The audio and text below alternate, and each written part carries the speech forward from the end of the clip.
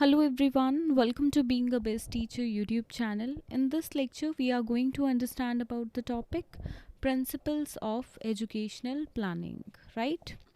देखिए educational planning का meaning क्या होता है, importance needs we have already done in our previous lectures. So if you have not seen those lectures, I request you all to just know first that what is the meaning, need and importance of educational planning, and then switch to this particular video of principles. Principles यानी कि सिद्धांतों की बात करी जाए तो देखिए यहाँ पे काफ़ी सारे सिद्धांत हैं, काफ़ी सारे प्रिंसिपल्स हैं एजुकेशन प्लानिंग के, यानी कि क्या तरीके हैं basically principles, right? Okay, first is education planning should be integral part of overall planning for national development, यानी कि नेशन वाइड इसको सेम होना चाहिए. ऐसा ना हो किसी स्टेट में एजुकेशन प्लानिंग का तरीका कुछ और हो, कुछ और चीज़ें प्लान हो जाएं एंड दूसरे जो स्टेट्स हैं उनमें कुछ और हो जाए. तो नेशन वाइड इसका एक जो है यूनिफॉर्मिटी पैटर्न होना चाहिए. Second is it is pre eminently long term in nature. Planning देखिए हमेशा लॉन्ग टर्म के लिए होती है, जैसा कि हमें पता है 5 ईयर 12 ईयर प्लान्स आते रहते हैं, right? Short term national plans भी, प्रोग्राम्स और प्रोजेक्ट्स भी होने चाहिए, बट मेजर बेसिस पे कुछ बड़े होने चाहिए, जैसे कि यूनिवर्सल एलिमेंट्री यहाँ पर था, जिसमें बेसिकली क्या था, यूईई की मैं बात कर रही हूँ यहाँ पे, universally elementary education.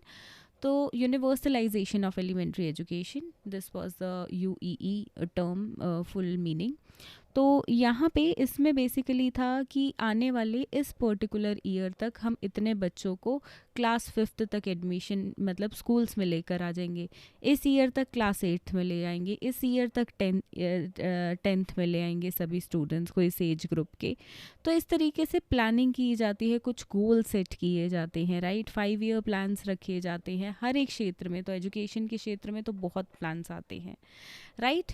Okay, now coming to third, it must be comprehensive in nature. ऐसा नहीं है कि उसमें डिस्क्रिप्टिव ना हो, एलैबोरेटेड चीज़ें ना हो, एलैबोरेटेड होनी चाहिए, हर स्टेज के लिए होना चाहिए, लाइफ लॉन्ग लर्निंग पे ध्यान दे, राइट? सो ओवरऑल जो है हम बात करें तो यहाँ पे कॉम्प्रिहेंसिव इन नेचर हो और हर एक लेवल ऑफ एजुकेशन के लिए हो, right? Fourth is it is necessarily a continuous process and not a sporadic activity. देखिए बिल्कुल एक continuous process है, ऐसा नहीं है कि थोड़े समय के लिए है. It is a continuous process which goes on. Planning रुकती नहीं है, प्लानिंग चलती जाती है, उसमें कुछ चीज़ें ऐड हो जाती हैं, कुछ रिमूव हो जाती हैं, कुछ गोल्स जो हमारे होते हैं प्लानिंग के वो अचीव हो जाते हैं, कुछ न्यू सेट हो गए फिर उसके बाद, राइट? तो इस तरीके से कंटिन्यूस प्रोसेस है. Coming to the fifth, the finances required for educational development of the country should be treated as an investment and not just a social welfare. Definitely देखिए जितना भी खर्चा एजुकेशन में किया जाए, चाहे वो गवर्नमेंट करे या और कोई करे, तो वो सोशल वेलफेयर नहीं, वो एक इन्वेस्टमेंट होती है. देखिए क्योंकि आपको अगर अपनी कंट्री को उसकी इकॉनमी अच्छी करनी है, डेवलपमेंट की ओर लेके जाना है, आने वाली फ्यूचर जनरेशन जो है, जो स्कूलों में इस वक्त है, उसको पढ़ा दो, आधा काम डेवलपमेंट का अपने आप हो जाता है एक देश की तरक्की का. Education is the most powerful weapon, right? So इसको एज एन इन्वेस्टमेंट लेना चाहिए और सभी पेरेंट्स देखिए लेते भी हैं, right? Most of the parents. Sixth is it should focus on the structures, methods and contents of education, the quality and quantitative aspects of education. दोनों तरीके से देखें, क्वांटिटेटिव बेसिस पे भी और क्वालिटेटिव बेसिस पे भी एजुकेशन को, और उसी हिसाब से स्ट्रक्चर, मेथड्स और कंटेंट्स एजुकेशन के लिए प्लानिंग में फ्रेम आउट किए जाएं. Seventh is there should be a policy of educational development allowing continuous and balanced expansion based on the principles of equality and equity. कि यहाँ पे देखिए जो पॉलिसीज़ हैं, ठीक है, एजुकेशन डेवलपमेंट की, वो कंटिन्यूस हो और साथ में बैलेंस कर सके इक्विटी और इक्वालिटी के बीच.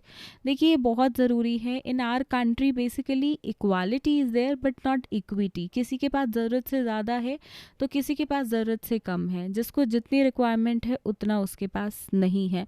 So this should be like, ये प्लानिंग का पार्ट डेफिनेटली होना चाहिए हमारी कंट्री में भी.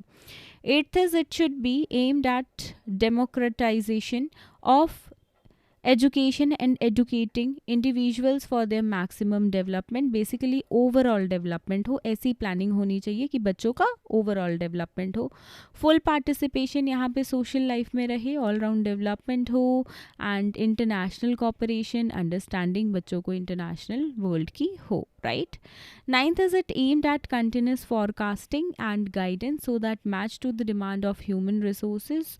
प्लानिंग देखिए हमने ऑलरेडी टॉपिक किया हुआ है मैन पावर प्लानिंग या ह्यूमन रिसोर्स प्लानिंग, तो उसका भी यहाँ पे फॉरकास्ट होना चाहिए, ठीक है, प्लानिंग के पार्ट के अंदर कि कितनी स्टाफिंग की ज़रूरत है कितनी नहीं है, right.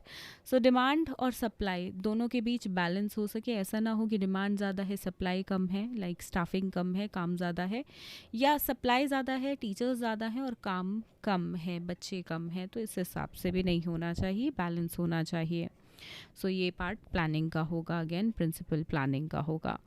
10th is it requires application of economic analysis. Definitely you have to see कि आपके पास पैसा कितना है, राइट, हर चीज़ के लिए, स्टाफिंग के लिए, डिमांड सप्लाई को मैच करने के लिए, राइट, एंड स्टडीज़ के लिए या और भी इंफ्रास्ट्रक्चर वाइज जो भी चीज़ों की रिक्वायरमेंट है, तो पैसा उतना economy wise you are that much strong और नॉट, सो उसी हिसाब से प्लानिंग होनी चाहिए. देखिए आज के टाइम में आप देखेंगे गवर्नमेंट स्कूल्स में स्मार्ट क्लासेस होती हैं, राइट, कंप्यूटर्स होते हैं, बट वो एक लिमिटेड ऑप्शन तक मतलब होते हैं, जैसे कि हर क्लास में ना हो के एक सेक्शन में हो गया, थर्ड क्लास में अगर 3 सेक्शंस हैं तो उनमें से एक क्लास में स्मार्ट बोर्ड लगा दिया गया, राइट.